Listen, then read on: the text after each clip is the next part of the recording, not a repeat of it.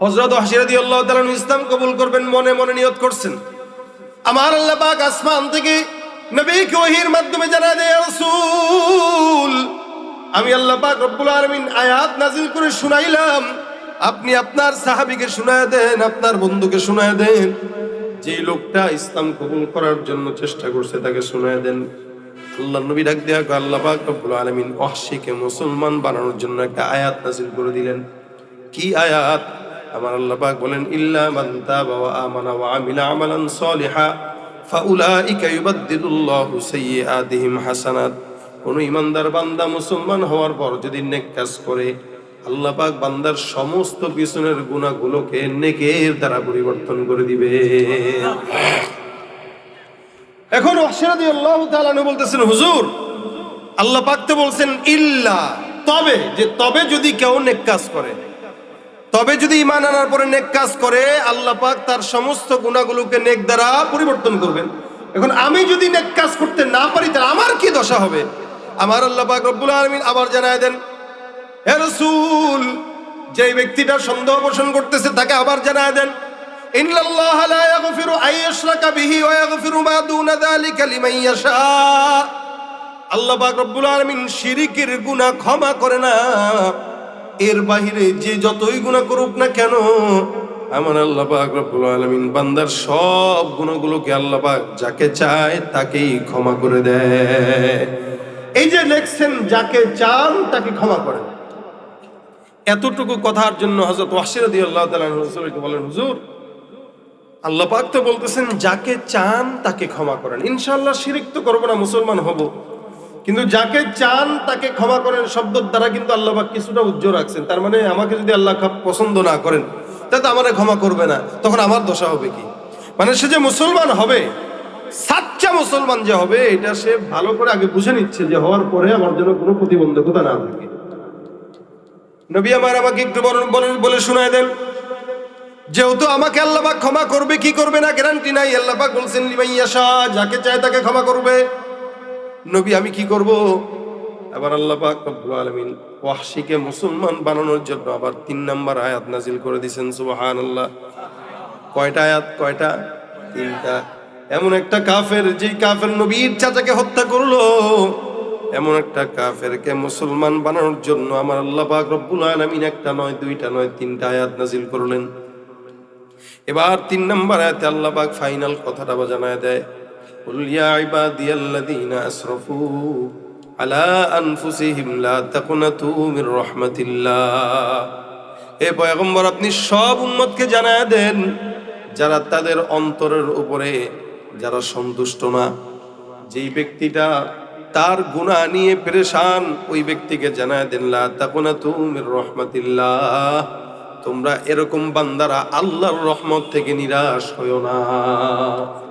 আমরা যদি আমাদের ইমানি কুওয়াতকে না বৃদ্ধি করি, দুদিন পরে যাদেরকে আমরা সংখ্যালঘু হিসেবে চিনি তারা আমাদের মাথার উপরে অস্ত্র ধরবে, অলরেডি জবাই করা শুরু করছে, অথচ আমরা তাদের মন্দির পাহারা দিয়েছি। আমরা তাদের মন্দির পাহারা দিই, তারা আমাদের মসজিদের মিনার আর গম্বুজ ভাঙে। এরপরও আমরা শান্ত আছি, কারণ আমাদের ধর্মটাই শান্তির, অশান্তির না। যাদের ধর্ম অশান্তির তারা অশান্তি ছড়াইতে পারে, আমাদের ধর্ম শান্তির, আমরা শান্তির বাণী শোনা যাব। তবে সব কিছুর একটা সীমা থাকে, সীমা যদি কেউ অতিক্রম করে তখন তার সীমা তাকে দেখায় দেওয়া লাগে। সুতরাং এটা বুঝে শুনে আমাদের সঙ্গে লড়তে আসা দরকার। আজকে বাংলাদেশেও ভারতের হাই কমিশন অফিস আছে, বাংলাদেশেও আমাদের দেশের মানুষরা ওদের দেশে যায়, তাদের দেশের মানুষরা আমাদের দেশে আসে। আমরা কারোর শত্রু না, আমাদের কারোর সঙ্গে শত্রুতাও নাই। লেকিন কেউ যদি আমাদের দেশের হাই কমিশনের উপরে অত্যাচার করে, স্টিম রোলার চালায়, ভাঙচুর করে, তাহলে আমরাও কিন্তু বসে থাকবো না। আর এই সময়টা সম্পূর্ণ আমি বলবো আপনাকে আমাকে আল্লাহ পাক রব্বুল আলামিন ঈমানের ধার দেওয়ার মোক্ষম একটা সময় করে দিয়েছে। মনে রাখবেন, জিহাদ বান্দার জন্য ইবাদত। আমাদের আপনার সবার প্রত্যেকটা মুমিনের জন্য জিহাদটা কি? জিহাদটা কি? আমরা জিহাদে বিশ্বাসী, সন্ত্রাসীতে বিশ্বাসী না। তারা সন্ত্রাসীতে বিশ্বাসী, জিহাদকে তারা উগ্রবাদ বলে। তারা যেটাকে উগ্রবাদ বলে এটা আমাদের ইবাদত, ঠিক কিনা বলেন? সুতরাং বাংলাদেশ স্বাধীন করার জন্য একবার যুদ্ধ হয়েছে, 4 মাস হলো। এদেশের যুদ্ধের জন্য, এদেশ স্বাধীন করার জন্য, স্বৈরাচার থেকে এদেশটাকে মুক্ত করার জন্য বাংলার আপামর তাওহীদি জনতা একবার যুদ্ধ করেছে। দ্বিতীয় যুদ্ধ হবে ইমানের যুদ্ধ। ইমানের জন্য যদি যুদ্ধ করা লাগে, এই গতবারের যে যুদ্ধ ছিল তার থেকেও 10 গুণ 5 গুণ 100 ডাবল গুণ সবচেয়ে বড় জিহাদ হবে এবারের জিহাদ।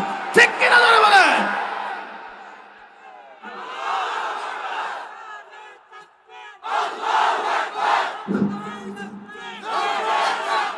জিহাদ আমাদের ইবাদত। কি বলেন? জিহাদ আমাদের, জিহাদ আমাদের। আপনারা কেটে শুনলে ভয় পান, জিহাদের কথা শুনলে ভয় পান।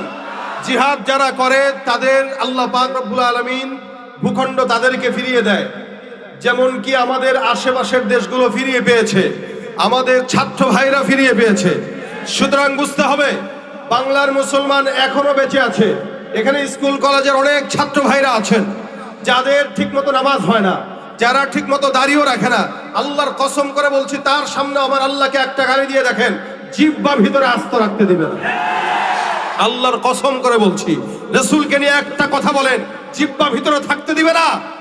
যেই জিহ্বা দিয়ে আমার নবী, আমার সুন্নাত, আমার আখলাক, আমার মুসলমান, আমার ঈমানের উপরে আঘাত দিতে যাবে, সেই জিহ্বা থাকবে না, থাকবে না, থাকবে না। ঠিক কিনা বলে? জিহাদ আমাদের কি? বলেন, জিহাদ আমাদের কি? সাবিলুনা সাবিলুনা সাবিলুনা সাবিলুনা। যারা গোমূত্র পান করে তারা গরুর গোশত খানেওয়ালাদের উপরে এসে দখলদারি করতে চায়। আমরা খাই কি? শক্তি আছে না? সুতরাং সাবধান। এদেশে হিন্দু ভাইরা আমাদের কাছে নিরাপদ। কারণ উদাহরণ হলো, আমরা তাদের মন্দির পাহারা দিয়েছি, আমাদের এই ভাইরাই দিয়েছে, যুবকরা দিয়েছে। আমরা চাই আমাদের মসজিদও তারা পাহারা দেয়। কথা বলেন ঠিক কিনা? আমরা যদি তাদের মন্দির পাহারা দিতে পারি, আমাদের মসজিদ তাদের পাহারা দেওয়া লাগবে। কিন্তু তারা যদি আমাদেরকে উগ্রবাদীর নামে আমাদের উপর সন্ত্রাসী করে, তাহলে আমরা সন্ত্রাসী করব না, কিন্তু একটু ফেরত দেব। যে যেটা দিবে ওইটা কি দেব? এটাকে বলা হয় খুলুকে হাসান। এটাকে কি বলা হয়? খুলুকে হাসান। যে আপনাকে যা দিল আপনিও তাকে সেটা দিয়ে দিবেন, এটা খুলুকে হাসান। তারা যদি আমাদেরকে যতটুকু দিবে আমরা বেশি দিব না, আমরা ততটুকুই দিব। কিন্তু এটা মনে রাখতে হবে, তারা 10 জন দিবে, আমরা 10 লক্ষ দিব। তারা 1000 দিবে, আমরা 313 দেব। এবং 313 জন সাহাবীর আদর্শের রক্ত আমাদের দেহে আছে, আমরা ভুলি নাই। ইনশাআল্লাহ আমরা একা নয়, আমাদের সাথে আছেন কে? এজন্য এই সময় বাচ্চাদেরকে মা বাবার এখন সবক শোনানো উচিত যে বাবা, অচিরেই হয়তো লড়াইয়ের ডাক আসতে পারে, জিহাদের ডাক আসতে পারে। বাচ্চা হয়েছে তো কি হয়েছে, তুমিও লড়াইয়ের ময়দানে চলে যাবা। ভাই, জান্নাতে যাওয়ার সবচেয়ে সহজ পন্থা হলো শহীদ হওয়া। কথা বলেন ঠিক কিনা? আজীবন গুনাহ করবেন, অন্যায় করবেন, শাহাদাত বরণ করবেন, কোনো কথা নাই, কথা ছাড়া জান্নাতে। ভয় পারবেন কাকে? ভয় করবেন কাকে? লড়াইয়ের ওই ময়দানেতে যেতে তোমাকে হবে প্রয়োজনে। আল্লাহর ভয় ঢুকায় দেখ আল্লাহ। এখন থেকে তৈয়ারি নিবেন, প্রস্তুতি নিবেন, প্রস্তুতি নিবেন। নিজের বিবির সঙ্গে, আমি আজকে আমার ঘরের বিবির সাথে এটা মুজাকারা করছি যে যদি জিহাদের ডাক আসে তুমিও যাবা, আমিও যাব। বাস, তুমি মারবা তোমার দলের গুলোর, আমি মারবো আমার দলের গুলোর। কি ঠিক আছে? এটা মুজাকারা এখন করা দরকার। ঘরে ঘরে মুজাকারা করবেন। বাচ্চাদেরকে মা দুধ পান করাবে, আর এই নিয়তে করাবে যে সেজন্য ইমাম মাহদির সৈন্য হইতে পারে, এই নিয়তে করাবেন। বাচ্চাকে এই নিয়তে বড় করবেন, বাচ্চাকে এই নিয়তে বড় করবেন যে তোকে বড় করতেছি দাজ্জালের বিরুদ্ধে লড়াই করার জন্য, তোকে বড় করতেছি বাতিলের বিরুদ্ধে তরবারি ধরার জন্য। কারণ শহীদ আর শহীদ যারা হয়, যাদের মা হয়, এরা সব আল্লাহর কাছে দামি। আমরা আমাদের জিন্দেগিটাকে বাঁচবো তো একদিন বাঁচবো, কিন্তু মরবো, শাহাদাতের মৃত্যু হবে, কোনো আফসোস নাই। আল্লাহুম্মা রযুকনা শাহাদাতান ফি সাবিলিক, বলেন আমিন। আল্লাহুম্মা রযুকনা শাহাদাতান ফি সাবিলিক, আমিন। এটা আমাদের ইবাদত, এটা আমাদের তামান্না। সারা জিন্দেগি গুনাহ টুনা করার পরে কোনো মতো যদি একটু জিহাদের ময়দানে মরতে পারি, ভাই বিনা হিসাবে জান্নাত। টেনশন আছে আর? এর চেয়ে সহজ জান্নাতের রাস্তা আর নাই। এর চেয়ে সহজভাবে জান্নাতে যাওয়ার জন্য আর কোনো পন্থা, এজন্য এই পন্থাটাই বড়। মরতে তো হবেই।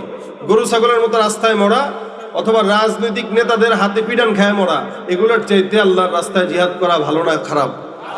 মরবেন তো একদিনই। অযথা দালালি করে গোলামি করে এরপরে পা চাইটা মরার চাইতে আল্লাহর রাস্তায় মরেন, এটা ফায়দা।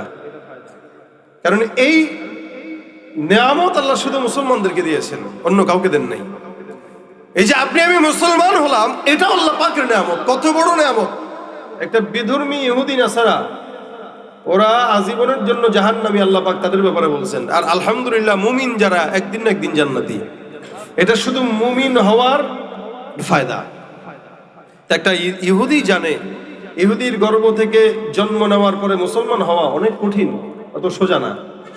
যে ব্যক্তিটা ইহুদির ঘরে জন্ম নিছে, যে নাসারার ঘরে জন্ম হয়েছে, এই লোকটা জান্নাত পাওয়া বহুত কঠিন। কেন? সার জান্নাত পেতে গেলে মুসলমান হতে হবে। আর মুসলমান হওয়া ইহুদির ঘর থেকে জন্ম নিয়ে এত সোজা না।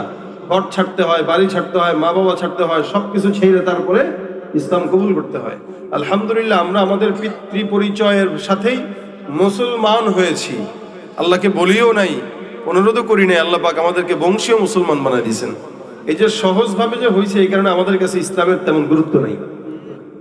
যদি কঠিনভাবে হইতাম, এক একটা ইসলাম পালন করার জন্য যদি একটু রক্ত ঝরানো রাখতো, তাহলে ইসলামের গুরুত্ব আমাদের কাছে থাকতো। যেহেতু আমরা সহজভাবে হয়েছি, এই কারণে আমাদের কাছে গুরুত্ব কম।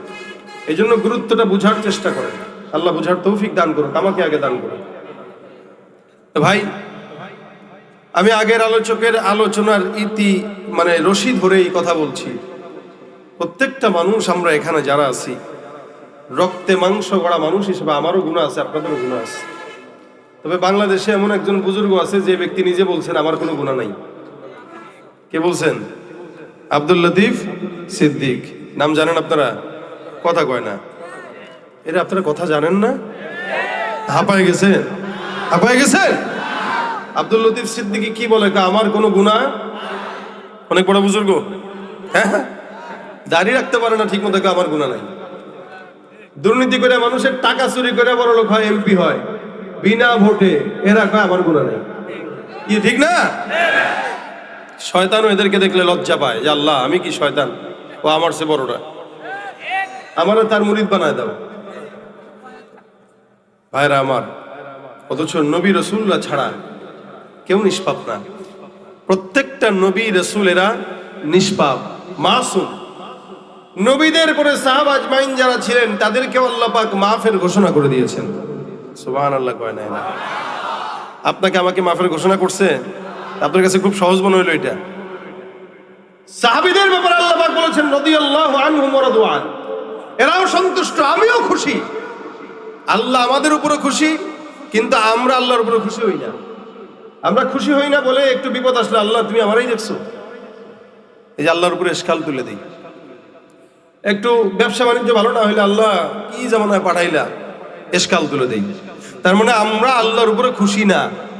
অথচ সাহাবা একরাম তারাও আল্লাহর উপরে সন্তুষ্ট ছিল। বিপদ আসলেও বলতো আলহামদুলিল্লাহ, মুসিবত আসলেও বলতো আলহামদুলিল্লাহ, নিয়ামত পাইলেও বলতো আলহামদুলিল্লাহ। আর আমরা বিপদে আল্লাহরে বকা দেই, আর নিয়ামত পাইলে কই আরে এটা আমার নিজের কর্মের ফলে আমি পাইছি। একটা ক্রেডিটও আল্লাহরে দিতে রাজি না। সাহাবীদের উপরে রাসূল আল্লাহ পাক খুশি। এরপরে সাহাবা আজমাইনদের পরে যারা আসছেন, যারা তাদের সাহাবীদেরকে দেখেছেন, এদেরকে তাবেঈ বলা হয়। এই তাবেঈদেরকেও আল্লাহ রাসূল সাল্লাল্লাহু আলাইহি ওয়াসাল্লামের কথা অনুযায়ী আল্লাহ পাক মাফ করে দিবেন। কেন? বলে এরা আপনার মতো আমার মতো এই ফিতনার জামানা পায় নাই। আর আমি আপনি কতটুকু ফিতনার জামানা পেয়েছি আল্লাহ পাক বলেন এই কারণেই, অতীতে যারা চলে গেছে, যত মানুষ রাসূলের নিকটে, তত মানুষ জান্নাতের নিকটে। কথা বুঝছেন আমার? আমি কি পাগলদের সাথে কথা বলতেছি না কবরস্থানে? কথা বুঝেন আমার? মানুষ যত নবীর নিকটে, তত জান্নাতের। বলেন জান্নাতের কথাটা বুঝেন। আজ থেকে 100 বছর আগে যারা জন্মগ্রহণ করছে, আমার চাইতে 100 বছর হইলেও সে রসুলের নিকটে। আমি তার থেকে 100 বছর পিছনে আসার কারণে আমি রসুলের যুগ থেকে 100 বছর পিছিয়ে। আমার চেয়ে এই মুরব্বী রসুলের নিকটে বেশি, কেন উনি আমার আগে দুনিয়াতে আসছেন, আমি উনার পরে আসছি। শুধু তাই না, আজকের বাচ্চা আগামীকালের বাচ্চা থেকে একদিন হলেও রসুল সাল্লাল্লাহু আলাইহি ওয়াসাল্লামের নিকটে। এখানে সে আল্লাহর জান্নাতের নিকটে। আল্লাহ পাক বলেন السابقون السابقون أولئك المقربون في جنات النعيم সুল্লাতুম মিনাল আউয়ালিন ওয়া কলিলুম মিনাল আখিরিন। অতীতে যতগুলো মানুষ চলে গেছে সব মানুষ কল্যাণকর, সব মানুষ জান্নাতের নিকটে। মানুষ যত সামনে সময় যায় মানুষ তত জাহান্নামের নিকটে যায়। উদাহরণস্বরূপ আজকে থেকে 30 বছর আগের বাংলাদেশের চিত্র এখনকার চিত্র আসমান আর জমিন পার্থক্য। এক সময় বাংলাদেশের মানুষ গ্রামগঞ্জে যখন আসতেন তাকায় দেখেন মা বোনদেরকে আমরা এক সময় যখন রাস্তাঘাটে দেখতাম, রাস্তা দিয়ে হেঁটে যায় কোনো পরপুরুষ যদি নজরের মধ্যে পড়ে গেছে, এমনও তো অবস্থা হয়েছে অন্যটা সুন্দর করে মুখ পর্যন্ত ঢেকে দিয়ে একদম কোনো গাছের আড়ালে যায় লুকাইতো, নয়তো কোনো ঘরের আড়ালে যায় লুকাইতো। এরপরও কোনো পরপুরুষ যেন ওই বান্দাকে না দেখে, আল্লাহর বান্দিকে না দেখে। পর্দা এমন ভাবে করতো, কোনো পরপুরুষ দেখলে গাছের নিচে লুকাইতো, ঘরের আড়ালে লুকাইতো, পুকুর পাড়ে লুকায় যাইতো, টিনের আড়ালে লুকাইতো। এটা ছিল আমাদের মা আর খালাদের চিত্র। কিন্তু বর্তমান সময়ের মেয়েদের হালত যদি দেখেন, রাস্তাঘাটে হাঁটতে গেলে অধিকাংশ মেয়েরাই হালত এক, বাকি কিছু ভালো আছে না নাই? কিছু তো ভালো থাকে, এই সব জামানায় থাকে, কিন্তু অধিকাংশ মেয়েদের হালত যদি দেখেন, পরপুরুষ যদি তার সামনে পড়ে যায়, আল্লাহর বান্দি ওড়না দিবে তো দূরের কথা, যেটা বুকে থাকে ওইটারও সরায় দেয়। এই হলো হালত, আগের কালের হালত, এখনকার হালত। এক সময় আমাদের মা বাবারা সকালবেলা দেখতাম 2 বেলা কোরআন তেলাওয়াত করতো। ফজরের নামাজের পর সূরা ইয়াসিন, বিকেলে সূরা ওয়াকিয়া, এমনকি রাত্রেবেলা ঘুমানোর সময় সূরা মুলক তেলাওয়াত না করে কোনোদিন আমাদের মা বাবাদেরকে ঘুমাইতে দেখি নাই। আমি আমার বাবার কথা যদি বলি, এটা বলবো এখনো পর্যন্ত বলি, আমার বাবার 75-76 বছর বয়স হয়ে গেছে। এখনো পর্যন্ত ছোটবেলা থেকে বুঝ হওয়ার পর থেকে দেখতেছি আল্লাহর রহমতে কোনোদিন নামাজ কাজা হয় নাই। শুধু তাই না, দিনে 3 বেলা 4 বেলা আল্লাহর কালাম তেলাওয়াত করে। আমার স্পষ্ট মনে পড়ে ছোটবেলায় যখন ঘুম ভাঙতো, আমার বাবা আমার মায়ের জিকির আর কোরআন তেলাওয়াতের আওয়াজে ঘুম ভাঙতো। আর বর্তমান সময়ের বাচ্চাদের ঘুম ভাঙে মা বাবার মোবাইল, ফেসবুক আর ইউটিউবের আওয়াজে। এখনকার ছেলেরা ঘুম থেকে উঠে দেখে বাবাও মোবাইল চালায়, মাও মোবাইল চালায়। ঘুমের সময় সন্তানকে মোবাইল দিয়া ঘুম পাড়ায়, খাবারের সময় মোবাইল দিয়া ঘুম খাওয়ায়। যা কিছু হয় সবকিছু গুনাহের আসবাবের মধ্যেই হয়। এ মুসলমান, এই কারণে আগের জামানা এখনের জামানা পার্থক্য। আল্লাহ পাক বলেন, অতীতে মানুষগুলো যা চলে গেছে এরাই জান্নাতের নিকটে। যত মানুষ সামনের দিকে যাবে তত মানুষ জাহান্নামের নিকটে যাবে। এই কারণে ভাইয়েরা আমার, আগের কালের মানুষদেরকে গালি গালাজ না করে তাদের মতো ইমানদার হওয়া দরকার আছে না নাই? তারা ইমানদার ছিল, তারা জান্নাত বুঝছে, তারা ঈমান বুঝছে, তারা ইসলাম বুঝছে। আর আমরা বেশি বেশি জ্ঞান অর্জন করি, অনেক লক্ষ লক্ষ টাকা খরচ করে পড়ালেখা করি, কিন্তু যে যত বড় শিক্ষিত সে তত বড় শয়তান আর চোর। আমাদের দেশের অধিকাংশ শয়তান, অধিকাংশ চোরগুলোর দেখবেন ডিগ্রি অনেক বড় বড়, ওখান থেকে পাস, বিশাল বড় বড় ডিগ্রি অর্জন করে সমাজের বড় বড় মাথা দখল করে নেয়। কিন্তু সমাজের বড় বড় মাথা দখল করলেও এরাই সমাজের বড় বড় চোর হয়। যত শিক্ষা বাড়ে তত শয়তানও বাড়ে। এক সময় মানুষের শিক্ষা ছিল কম, মানুষ ছিল, অমানুষ ছিল না। আর বর্তমানে শিক্ষা বেশি, সব অমানুষ আর গরু ছাগলের মতো, ঠিক কিনা? এই জন্য আমার আল্লাহ বলেন, এদের হালত হইল লাহুম কুলুবুল লা ইয়াফকাহুনা বিহা ওয়া লাহুম আ'য়ুনুল লা ইবসিরুনা বিহা ওয়া লাহুম আযানুল লা ইয়াসমাউনা বিহা উলাইকা কাল আনআমি বাল হুম আদাল উলাইকা হুমুল গাফিলুন। এমন দল থাকবে যাদের অন্তর থাকবে তারা বুঝবে না। আল্লাহ পাক বলেন, লাহুম কুলুবুল লা ইয়াফকাহুনা বিহা, তাদের কলব আছে তারা বুঝে না। ওয়া লাহুম আ'য়ুনুল লা ইবসিরুনা বিহা, চক্ষু আছে দেখে না, দেখে ঠিকই হারামের দিকে দেখে, আল্লাহর কোরআনের দিকে দেখে না। কান আছে শুনে না, শুনে ঠিকই গান শুনে, কান দিয়া খারাপ জিনিস শুনে, বকাবাদ্য শুনে, গালিগালাজ শুনে, কিন্তু আল্লাহর কোরআন শুনে না। দিন আছে বুঝে না, অর্থাৎ আল্লাহর দিন বুঝে না, নামাজ বুঝতে চায় না, ইসলাম বুঝতে চায় না, কোরআন বুঝতে চায় না, সুন্নাত বুঝতে চায় না, বাকি যত খারাপ খারাপ জিনিস আছে সব ঠিকই বুঝে। এদেরকে আল্লাহ পাক রব্বুল আলামিন বলেন, লাহুম কুলুবুল লা ইয়াফকাহুনা বিহা, এদের অন্তর আছে এরা বুঝে না। ওয়ালাহুম আ'য়ুনুল লা ইবসিরুনা বিহা, চক্ষু আছে দেখে না। ওয়ালাহুম আযানুল লা ইয়াসমাউনা বিহা, কান আছে শুনে না। উলাইকা কাল আনআম, আল্লাহ পাক এদের পরিচয় দেয়া বলতেছেন এগুলা একটাও মানুষ নয়, এরা হলো হায়াওয়ান, শুয়োরের, জানোয়ারের মতো। কিসের মতো? কিসের মতো? হায়াওয়ান, জানোয়ারের মতো। হায়াওয়ান জানোয়ারেরও চক্ষু আছে, দেখে না? ক্ষেতের মাঝখানে ছেড়ে দিবেন, আইল দিয়া বাদ দিয়া সোজা হাঁটবে আর ক্ষেত নষ্ট করবে। এদের চোখ আছে কিন্তু দেখে না, কানের সামনে 1000 বার যদি একটা কথা বলেন শুনাও শুনে না। আবার অন্তর আছে, বুঝারও চেষ্টা করে না। যে মানুষগুলার চোখ থাকতেও দেখে না, কান থাকতেও শুনে না, অন্তর থাকতেও বুঝে না, আল্লাহ পাক বলেন এগুলো সব গরু ছাগলের মতো। বলেন তো নামাজ ফরজ কি মানুষের জন্য না গরু ছাগলের জন্য? আমাদের সবার জন্য নামাজ ফরজ। এরপরেও কতগুলো মানুষ এখানে পাবেন যারা ফজর পড়ে নাই, আসর পড়ে নাই, মাগরিব পড়ে নাই, এশাও পড়ে নাই, কিন্তু মাহফিল শুনতেছে, ঠিক না? বয়ান ঠিকই শুনতেছে কিন্তু নামাজ পড়ে নাই। আল্লাহ বলেন নামাজটা ফরজ করলাম ইনসানের উপরে, মানুষের উপরে, অর্থাৎ মুসলমানের উপরে আমি আল্লাহ পাক নামাজ ফরজ করলাম। কিন্তু মানুষ হইছে, মুসলমান হইছে, নামাজ আদায় করে না। আমি আল্লাহ পাক মানুষের উপরে পর্দা ফরজ করলাম কিন্তু পর্দা করে না। আমি আল্লাহ পাক রব্বুল আলামিন দান সদকা দেওয়ার জন্য আদেশ করলাম, দান সদকা করে না। একটা কুকুরও নামাজ পড়ে না, গরুও নামাজ পড়ে না, হায়ওয়ানও নামাজ পড়ে না। যে ব্যক্তিটা মুসলমান হওয়ার পরে নামাজ পড়ে না, আবার কুকুর হওয়ার কারণে নামাজ পড়ে না, আল্লাহ বলেন এর ভিতরে কুকুরের মধ্যে কোনো পার্থক্য নাই, এগুলা সব গরু ছাগলের মতো। উলাইকা কাল আনআম, এগুলা হায়ওয়ানের মতো, জানোয়ারের মতো। বালহুম আদাল, বরং তার চাইতেও খারাপ। একটা মানুষ কুকুরের চাইতে খারাপ কেমনে হয়? একটা মানুষ হায়ওয়ানের চাইতে খারাপ কেমনে হয়?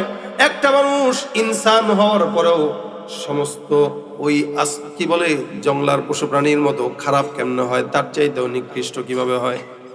দেখেন তো, এই এলাকায় বাজার আছে, বাজারের মধ্যে কোনো চান্দাবাজ কুকুর ঘুরে নাকি মানুষ ঘুরে? কে করে?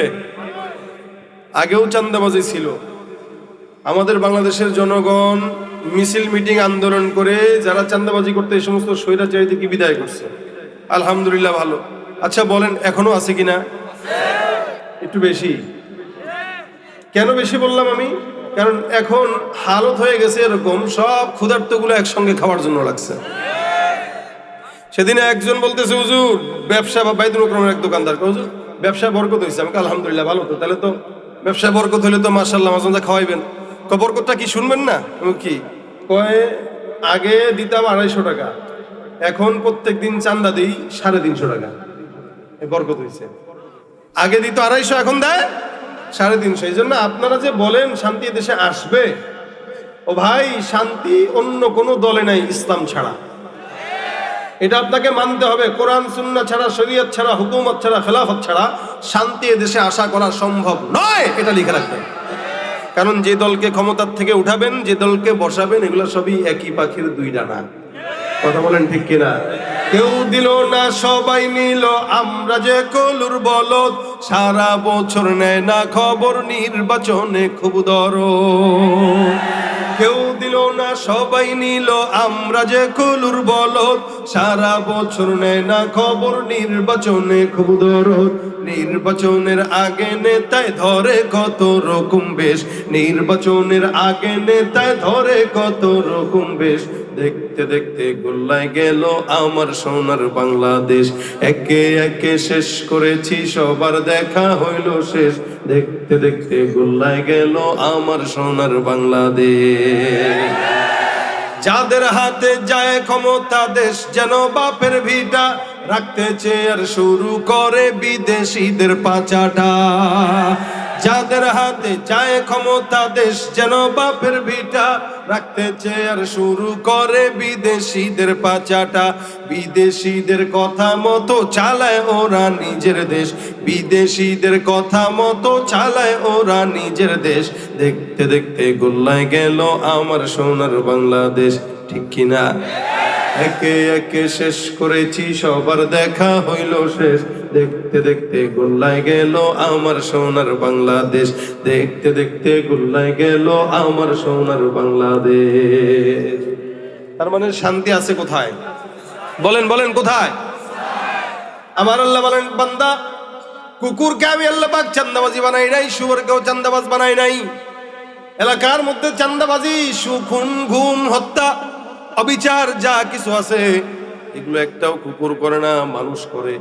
আমার আল্লাহ পাক ডাক দিয়া বলেন, যেই কাজটা কুকুর করে না, শুয়োর করে না, হায়ওয়ান করে না, জানোয়ার করে না, ওই কাজটা তুমি মানুষ হয়ে করার কারণে তোমার দাম কুকুরের চাইতেও খারাপ। এ ভাইরা আমার, এই কারণে আল্লাহ পাক রব্বুল আলামিন বান্দাকে গুনাহ করার একটা দিল দিয়ে দিয়েছেন। ওই দিলটার ভিতরে গুনাহও মনে হয়, গুনাহও মজা লাগে, ঈমানও মজা লাগে। এই জন্য ঈমানকে বলা হয় আল ঈমানু বাইনাল খাউফি ওয়ার রাজা। ঈমানটা আশা এবং ভয়ের মাঝামাঝি একটা জায়গা। আশাও থাকে জান্নাতে যাব, ভয়ও লাগে জাহান্নামে যাব। কিন্তু বান্দা কোন রাস্তায় জান্নাত, কোন রাস্তায় জাহান্নাম, এটাও বলে দিয়েছেন। আল্লাহ পাক বলেন, গুনাহ হয়ে যাবে, টেনশন নাই, ওয়া আনিস্তাগফিরু, ইস্তিগফার করো, আমি আল্লাহ পাক বান্দার সব গুনাহগুলোকে মাফ করে দিব। সুবহানাল্লাহ।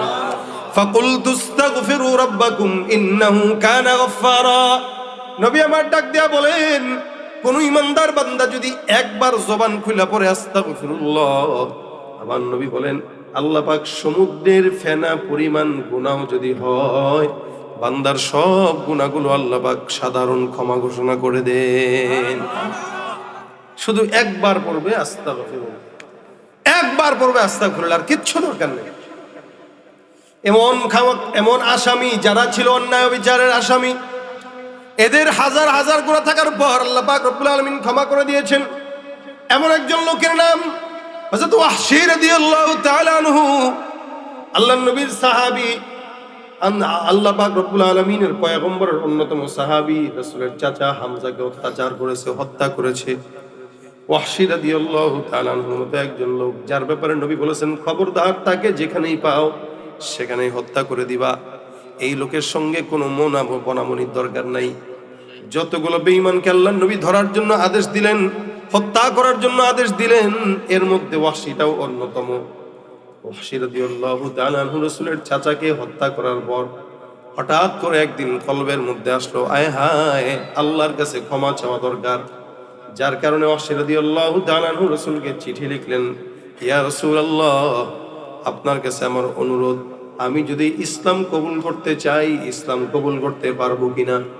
নবী আমার ডাক দেয়া বলতেছেন, অবশ্যই তুমি ইসলাম কবুল করবা, ইসলাম কবুল করতে কোনো বাধা নাই। ওয়াহশী ডাক দেয়া কয়, রাসূল, আল্লাহ পাক কোরআনের একটা আয়াতে, যে আয়াতের মধ্যে আল্লাহ পাক বর্ণনা করেছেন, ওই আয়াতটার মধ্যে আমি নিজের সমস্ত অন্যায়গুলো পাই। ওই আয়াতের কারণেই মুসলমান হওয়ার ইচ্ছা থাকলেও মুসলমান হতে পারি না। রাসূল বলেন, কোন আয়াত? ওই ওয়াহশী চিঠি লিখে পয়গম্বরকে জানায় দিয়েছেন, ওয়াল্লাযীনা লা ইয়াদউনা মা'আল্লাহি ইলাহান আখার ওয়া লা ইয়াকতুলুনা আন-নাফসা আল্লাতী হারামাল্লাহু ইল্লা বিল হক ওয়া লা ইয়াজনুন ওয়া মান ইয়াফআল যালিকা ইয়ালকা সামা। ওয়াহশী ডাক দিয়া আল্লাহ পাক বলছেন, যারা অপরাধী, যারা পাপাচার, এরা অন্যায়ভাবে হত্যা করে, আল্লাহকে আবার আল্লাহর সঙ্গে অন্য কাউরেও শরীক করে, আবার তারা জিনাও করে। এই তিনটা জিনিস আমার মধ্যে আছে।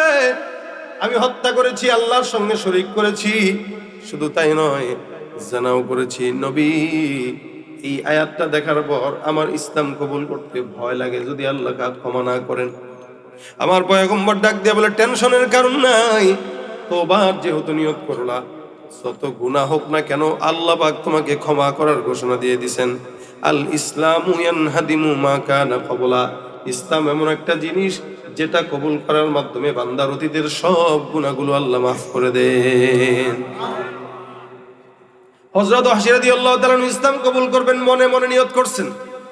আমার আল্লাহ পাক আসমান থেকে নবীকে ওহীর মাধ্যমে জানায় দেয়, রাসূল, আমি আল্লাহ পাক রব্বুল আলামিন আয়াত নাযিল করে শুনাইলাম, আপনি আপনার সাহাবীকে শুনায় দেন, আপনার বন্ধুকে শুনায় দেন, যে লোকটা ইসলাম কবুল করার জন্য চেষ্টা করছে তাকে শুনায় দেন। আল্লাহ নবী ডাক দেয়া, আল্লাহ পাক রব্বুল আলামিন ওয়াহশীকে মুসলমান বানানোর জন্য একটা আয়াত নাযিল করে দিলেন। কি আয়াত? আমার আল্লাহ পাক বলেন, ইল্লা মান তাবা ওয়া আমানা ওয়া আমিলা আমালান সালিহা ফাউলাইকা ইউবাদদিলুল্লাহু সাইয়্যাতিহিম হাসানাত। কোন ইমানদার বান্দা মুসলমান হওয়ার পর যদি নেক কাজ করে, আল্লাহ পাক বান্দার সমস্ত পিছনের গুনাহগুলোকে নেকের দ্বারা পরিবর্তন করে দিবে। এখন ওয়াহশী রাদিয়াল্লাহু তাআলা বলতেছেন, হুজুর, আল্লাহ পাক তো বলছেন ইল্লা, তবে, যে তবে যদি কেউ নেক কাজ করে, তবে যদি ঈমান আনার পরে নেক কাজ করে আল্লাহ পাক তার সমস্ত গুনাহগুলোকে নেক দ্বারা পরিবর্তন করবেন। এখন আমি যদি নেক কাজ করতে না পারি তাহলে আমার কি দশা হবে? আমার আল্লাহ পাক রব্বুল আলামিন আবার জানায় দেন, হে রাসূল, যে ব্যক্তিটা সন্দেহ পোষণ করতেছে তাকে আবার জানায় দেন, ইন্নাল্লাহা লা ইয়াগফিরু আইয়ুশরাকা বিহি ওয়া ইয়াগফিরু মা দুনা যালিকা লিমান ইয়াশা। আল্লাহ পাক রব্বুল আলামিন শিরকের গুনাহ ক্ষমা করে না, এর বাহিরে যে যতই গুনাহ করুক না কেন আমার আল্লাহ পাক রব্বুল আলামিন বান্দার সব গুনাহগুলোকে আল্লাহ পাক যাকে চায় তাকেই ক্ষমা করে দেয়। এই যে লেখছেন যাকে চান তাকে ক্ষমা করেন, এতটুকু কথার জন্য হযরত ওয়াহশী রাদিয়াল্লাহু তাআলা রাসূলকে বলেন, হুজুর আল্লাহ পাক তো বলতেছেন যাকে চান তাকে ক্ষমা করেন, ইনশাআল্লাহ শিরক তো করব না, মুসলমান হব, কিন্তু যাকে চান তাকে ক্ষমা করেন শব্দের দ্বারা কিন্তু আল্লাহ পাক কিছুটা উজ্জ্বল রাখছেন। তার মানে আমাকে যদি আল্লাহ পছন্দ না করেন তাহলে আমারে ক্ষমা করবে না, তখন আমার দশা হবে কি? মানে সে যে মুসলমান হবে, সাচ্চা মুসলমান যে হবে, এটা সে ভালো করে আগে বুঝে নিচ্ছে যে হওয়ার পরে আমার জন্য কোনো প্রতিবন্ধকতা না থাকে। নবী আমার আমাকে একটু বলে শোনায় দেন, যেহেতু আমাকে আল্লাহ পাক ক্ষমা করবে কি করবে না গ্যারান্টি নাই। আল্লাহ পাক বলছেন লিমান ইয়াশা, যাকে চায় তাকে ক্ষমা করবে। নবী আমি কি করব? আবার আল্লাহ পাক রব্বুল আলামিন ওয়াহশীকে মুসলমান বানানোর জন্য আবার 3 নাম্বার আয়াত নাজিল করে দিয়েছেন। সুবহানাল্লাহ। কয়টা আয়াত? কয়টা? 3টা। এমন একটা কাফের, যেই কাফের নবীর চাচাকে হত্যা করলো, এমন একটা কাফেরকে মুসলমান বানানোর জন্য আমার আল্লাহ পাক রব্বুল আলামিন একটা নয়, 2টা নয়, 3টা আয়াত নাজিল করলেন। এবার 3 নাম্বার আয়াতে আল্লাহ পাক ফাইনাল কথাটা জানায় দেয়, কুল ইয়া ইবাদিয়াল্লাযীনা আসরাফু আলা আনফুসিহিম লা তাকুনাতু মির রাহমাতিল্লাহ। হে পয়গম্বর, আপনি সব উম্মতকে জানায় দেন যারা তাদের অন্তরের উপরে যারা সন্তুষ্ট না, যেই ব্যক্তিটা তার গুনাহ নিয়ে পেরেশান, ওই ব্যক্তিকে জানায় দেন লা তাকুনাতু মির রাহমাতিল্লাহ, তোমরা এরকম বান্দারা আল্লাহর রহমত থেকে নিরাশ হয়ো না। মহাব্বত যখন আল্লাহ পাক রব্বুল আলামিন সৃষ্টি করেন, বানান মহাব্বত মানে প্যার, ভালোবাসা, মায়া। এটাকে আমার আল্লাহ পাক রব্বুল আলামিন যখন সৃষ্টি করেন, এটাকে 100 ভাগে ভাগ করেন। কয়শো ভাগ? 100। 100 ভাগের 1 ভাগ মহাব্বত নিয়ে সারা দুনিয়া ছড়ায় দেয়। ইনসানের মধ্যেও ওই ভাগ, ফেরেশতার মধ্যেও ওই ভাগ, জিন্নাতের মধ্যেও ওই ভাগ, পশু পাখির মধ্যেও সেই একই ভাব। 1 ভাগ মহাব্বতটা নিয়ে আল্লাহ পাক রব্বুল আলামিন সারা দুনিয়ার মধ্যে ছড়ায় দেয়। বাকি থাকে কয় ভাগ? 99। আমার নবী সাল্লাল্লাহু আলাইহি ওয়াসাল্লাম বলেন, 1 ভাগ মহাব্বতটা পাওয়ার পর বাচ্চা তোমার সন্তান মায়ের প্রতি এত মায়া, 1 ভাগ মহাব্বত পাওয়ার পরে বাবা সন্তানের প্রতি এত মায়া, 1 ভাগ মহাব্বত পাওয়ার পরে ভাই বোনের প্রতি এত মায়া, 1 ভাগ মহাব্বত পাওয়ার পরে আত্মীয় স্বজন আত্মীয়র জন্য এত মায়া। আমার নবী ডাক দিয়া বলেন, উম্মত, বাকি 99 ভাগ মহাব্বত শুধুমাত্র আল্লাহ পাক রব্বুল আলামিন তোমার মতো গুনাহগার বান্দাকে ক্ষমা করার জন্য আল্লাহর দিনে রেখে দিয়েছে। এত মহাব্বত যেই মালিক করেন, ওই মহাব্বতের মালিক ক্ষমা করবে কি করবে না? এই ওয়াহশী রাদিয়াল্লাহু তাআলা ডাক দিয়া বলেন, হুজুর এবার তো আমার পছন্দ হয়েছে, কারণ আল্লাহ পাক বলেছেন লা তাকুনাতু মির রাহমাতিল্লাহ, ইন্নাল্লাহা ইয়াগফিরুদ যুনুবা জামিআ ইন্নাহু হুয়াল গফুরুর রহিম।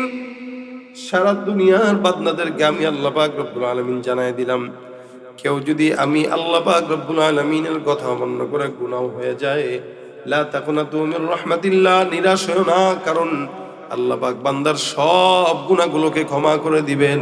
তার মতো ক্ষমাওয়ালা আর কোনো আল্লাহ নাই, ঠিক কিনা? আল্লাহ কয়জন? এরকম না যে আরো 2টা আছে, একটার কাছে মাফ না চাইলে না পাইলে আরেকজনের কাছে যাব। এই জন্য ভাইরা আমার, ওয়াহশী রাদিয়াল্লাহু তাআলা এবার ডাক দেয়া কয়, হ্যাঁ এবার পছন্দ হয়েছে রাসূলুল্লাহ, এই 3টা আয়াত আল্লাহ পাক আমাকে সন্তুষ্ট করে দিয়েছেন, সুতরাং আপনার হাতে আমার হাতটা রেখে বায়াত করে পড়ায় দেন, লা ইলাহা ইল্লাল্লাহ মুহাম্মাদুর রাসূলুল্লাহ। হযরত ওয়াহশীর মতো একজন গুনাহগার বান্দাকে আল্লাহ পাক 3টা আয়াতের মাধ্যমে মুসলমান বানায় দিয়েছেন।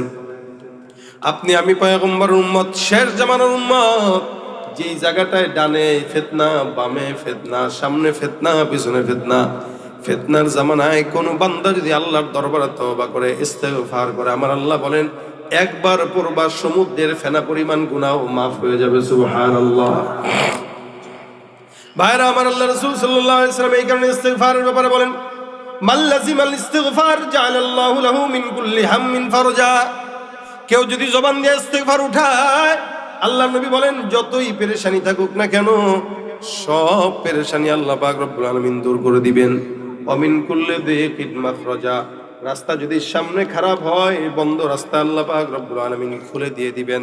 শুধু তাই নয়, রিজিকের অভাব যদি থাকে, আমার আল্লাহ সব রিজিকের অভাব বান্দার জন্য দূর করে দিবেন। সুবহানাল্লাহ। হাসান আল বসরি রাহমাতুল্লাহ আলাইহি, উনি একবার বসা, ওনার খানকার মধ্যে দু চারজন লোক বসা, ওনার সাথে কিছু মুজাকারা করতেছেন। এমন সময় একজন লোক ঢুকলো। লোক ঢুকে বলতেছে, হুজুর আমি একটা বিপদে পড়ে আসছি। বলে, কি বিপদ? হুজুর আমার তো এমন কোনো গুনাহ নাই যে গুনাহ আমি আমার জিন্দেগিতে করি নাই। ছোট্ট একটা আমল শিখায় দেন, যেই আমলের কারণে আল্লাহ পাক আমাকে মাফ করে দিবেন।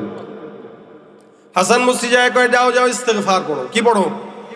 কথা কয় না, ইস্তিগফার।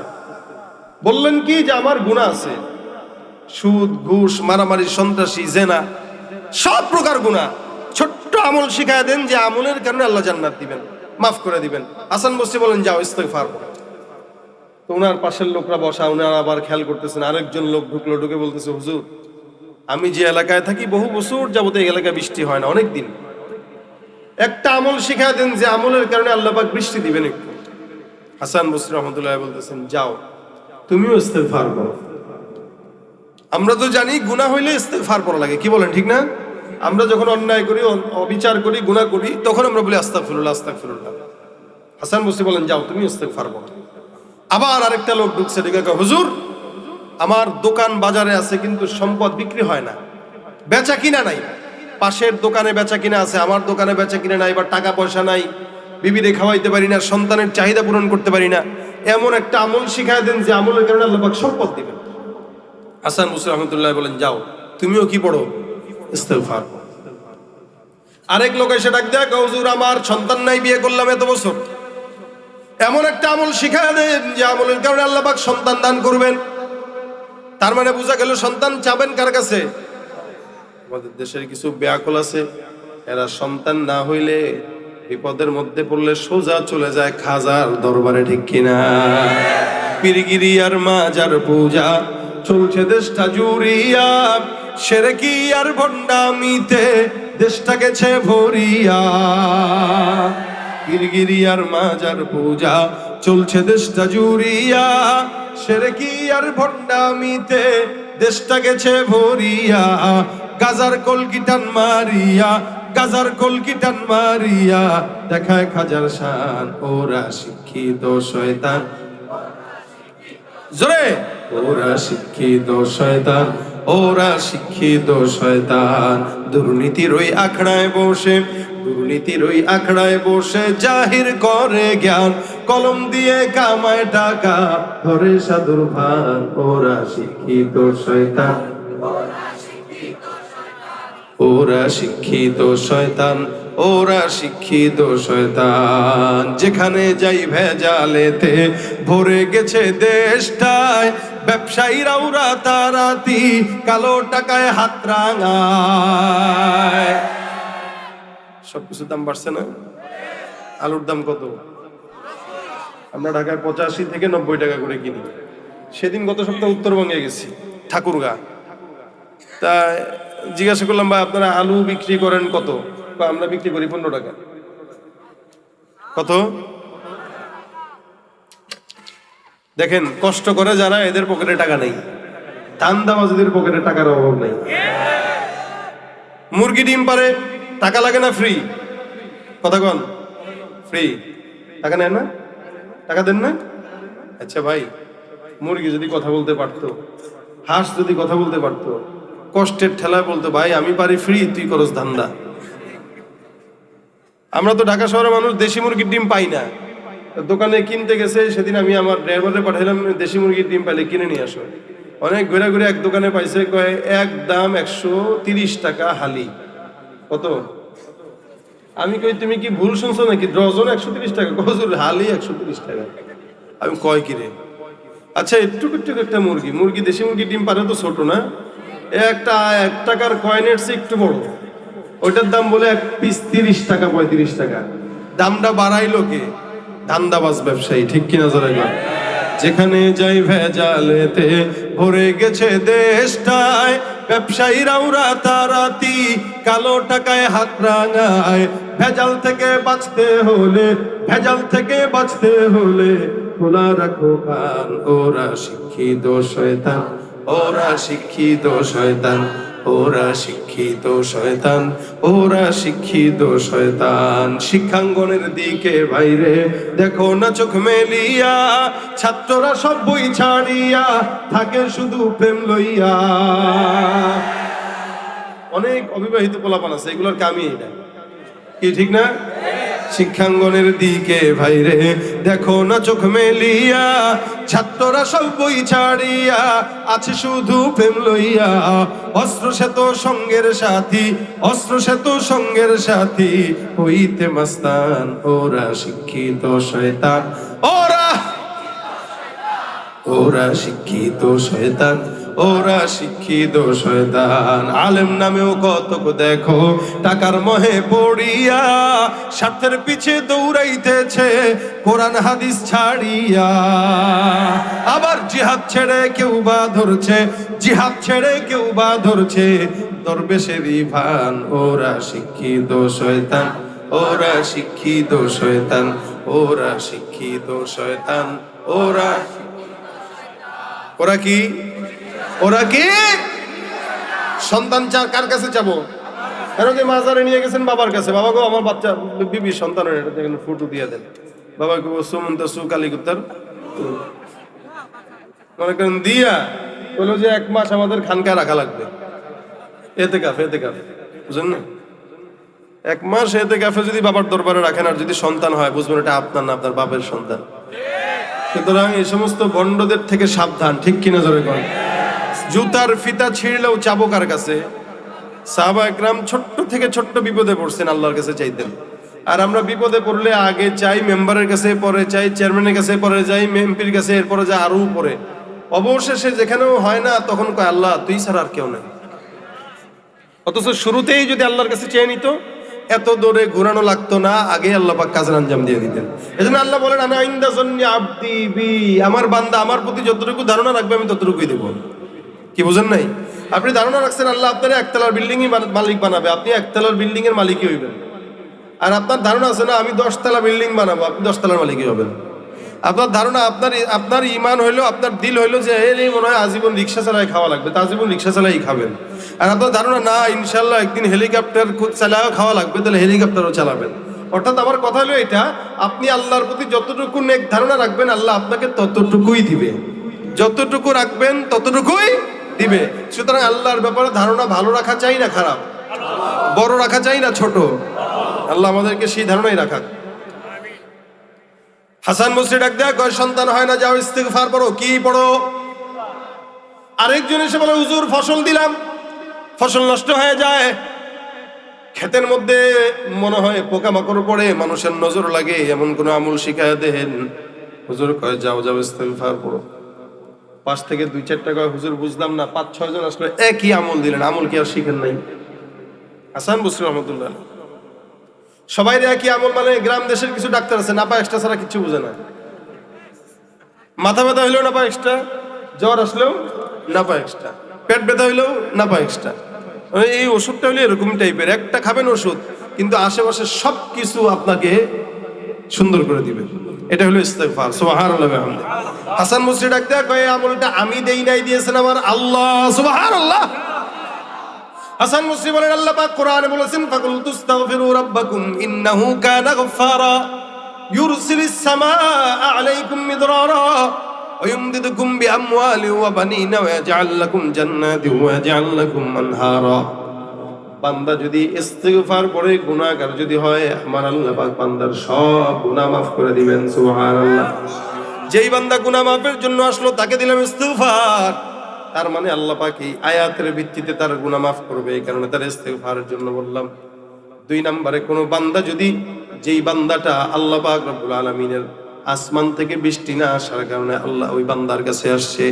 আমার আল্লাহ বলেন যদিও বৃষ্টি হয় না, আমি আল্লাহ পাক ঘোষণা করলাম ইউরসিলিস সামা আলাইকুম মিদরারা, ইস্তিগফার করো, বৃষ্টি যদিও না হয় আসমান থেকে বৃষ্টির ফায়সালা করবেন কে? 3 নম্বরে আল্লাহ পাক রব্বুল আলামিন বলেন ইমদিদুকুম বিআমওয়াল, যদি সম্পদ না থাকে, দোকানে যদি বেচা কিনা না থাকে, আল্লাহ পাক রব্বুল আলামিন বলে বান্দা টেনশনের কারণ নাই, ইস্তিগফার পড়ো, দোকানে বেচা কিনা হবে, আমি আল্লাহ রিজিকে বরকত দান করব। সন্তান যদি না হয়, বান্দা ইস্তিগফার পড়ো ইমদিদুকুম বিআমওয়ালি ওয়া বানিন, সন্তান যদি না হয় ইস্তিগফারের মাধ্যমে আসমান থেকে আল্লাহ পাক সন্তানের ফয়সালা করবে। শুধু তাই না, এভাবে যদি আপনার বিপদ আপদ থেকে যা কিছু বলেন প্রত্যেকটা ক্ষেত্রে যদি কেউ ইস্তিগফার করে, রাসূল বলেন আল্লাহ সব কিছু দিবে। আল্লাহ পাক বলেন ইউমাত্তিউকুম মাতাআন হাসানান ইলা আজালিন মুসাম্মা, মৃত্যু পর্যন্ত বান্দার জন্য যা কিছু কল্যাণ দরকার সব কল্যাণ আমি দান করে দিব। সুবহানাল্লাহ কয় না? এজন্য আমল কি? বলেন বলেন বলেন বলেন, ইস্তিগফার। ভাইরা আমার, একটু ভিতরে আমার কমিটির কিছু ভাইরা মাদ্রাসার ছাত্ররা রুমাল নিয়ে চলে যাবে। আজকের এই কালকের এবং আজকের কালকের 2 দিন ব্যাপী মাহফিলের খরচ প্রায় 6 লক্ষ টাকার কাছাকাছি। কারণ বাংলাদেশের মোটামুটি ভালো আলোচিত মানুষদেরকে উনি দাওয়াত দেওয়ার চেষ্টা করছে আমাদের মনির ভাই, সুতরাং খরচটা অনেক বেশি। ফাঁকতালে আমি আপনাদের কাছ থেকে এই জিনিসটা একটু চেয়ে নিচ্ছি, এরপরে ইনশাল্লাহ আপনাদেরকে শেষ কথায় যাব, গজলও একটা শোনাবো। একটু ভিতরে ভিতরে ছাত্র ভাইরা চলে যাবে, যার যতটুকু সামর্থ্য হয় ব্যাগ নিয়ে রুমাল নিয়ে চলে যাও।